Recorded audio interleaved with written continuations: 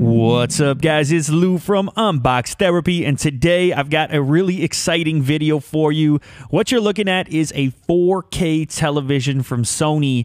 If you're unfamiliar with this business, that means you're looking at 3840 by 2160 pixels, way beyond the resolution of 1080p. This is the future you're looking at, folks.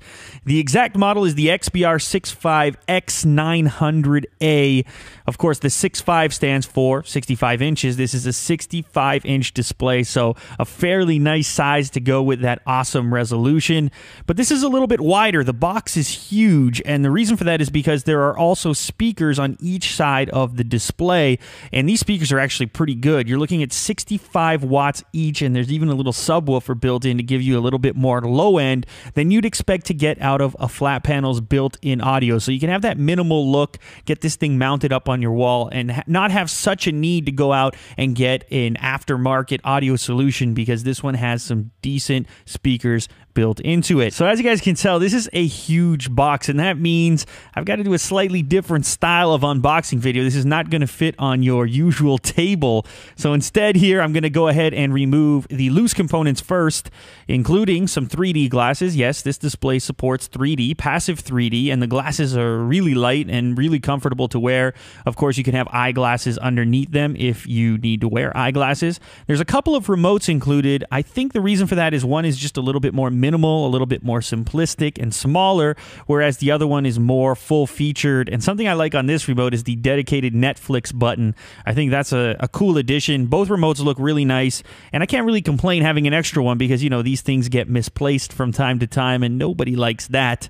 Getting back to the display, as I try to get it out of the box here, I do want to say a little bit about it. It is an LED display in terms of technology, and it does have local dimming, so you are getting, you know, high-end specs everywhere else, besides the fact that it happens to be a 4K display. Getting it set up is actually pretty easy to do, just like any other flat panel. Even if this one happens to be a little bit bigger, a little bit wider, you just have to line it up on the base and then go ahead and screw the base in, and then you're ready to install it wherever it is that you want to put it. You will need a fairly large space for a 65-inch.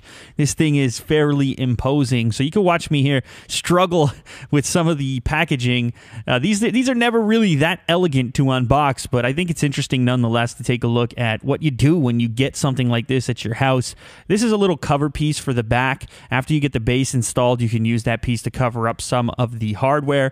Here's a closer look at the base, and it is circular, and it has like a chrome-plated finish, so it should fit into any high-end environment if you choose not to mount the thing on the wall. You're going to need to install these 4 screws into the back of the television. That's what secures it to the base. You're going to want to make sure it's secure. This is not a cheap television. This is actually a good time to mention, if you guys are interested in checking out this TV for yourself, if you want to see more specs, if you want to see pricing and availability, I will have links down in the description, including a link to Future Shop. I want to give them a big shout out, especially the Yonge and Dundas location, for allowing me to play around with this thing, even though it is such an expensive and new technology. The back of the display features all of the ports and inputs that you would expect to have on a high-end television, including a bunch of HDMIs, a cable/antenna input. You've got component input, composite, so all your analog stuff that you may or may not want to use. You have an internet port. Even though you don't need to use that LAN, you can use Wi-Fi since the TV does have it if you prefer to go that route. You've got optical in. You have a special HDMI that supports the MHL protocol.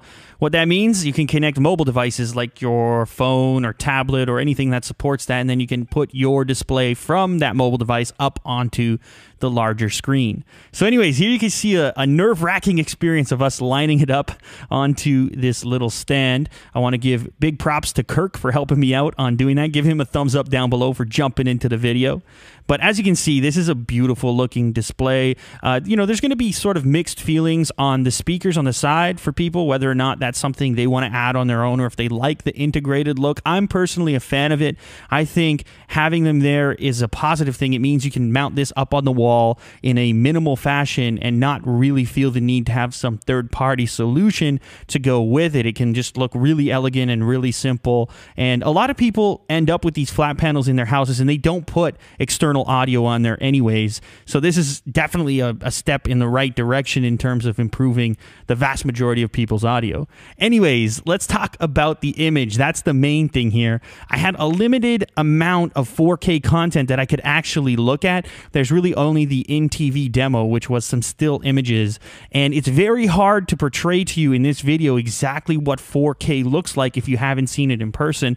And of course, you're not watching this video in 4K, but this was making us just giddy as hell. We were laughing our heads off. We were just so happy seeing this in person because the detail is unfriggin' believable. I was trying to get my lens to pick it up, as you can see in that shot of the strawberries there. But a lot of what people are going to be doing with these TVs, at least in the short term, is using them for 1080p content, you know, for Blu-rays and whatnot, because there's just not a lot of 4K content available, including the fact that game consoles don't output 4K. So here you can see the 1080p trailer for Spider-Man, the latest Spider-Man, and the upscaling is actually pretty impressive. Sony's using something called the X Reality Pro picture engine, and that's what's going to upscale your 1080p coverage, footage, whatever you want to call it, up into 4K. Now, we had different results depending on what we were doing. The Spider-Man trailer, for example, looked really good. Games, not so much. I had a limited selection of games to try out, but they didn't look that great. In fact, they kind of looked maybe even a little bit worse than just on a 1080p display, probably because of all that conversion that's happening.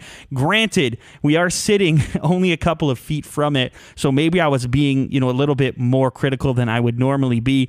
But the whole intent here is to get stuff that's going to eventually support 4K resolution, and then you can really start to take advantage of these 4K TVs. Anyways, very impressive nonetheless. I can't wait until these things become the standard and I get one in my own house. Very, very cool to get a chance to look at. If you guys are interested in pricing and availability, once again, the links are down below. If you enjoyed this video, make sure to leave a thumbs up. It does help out a bunch. And other than that, I will catch you guys on the next video. Later.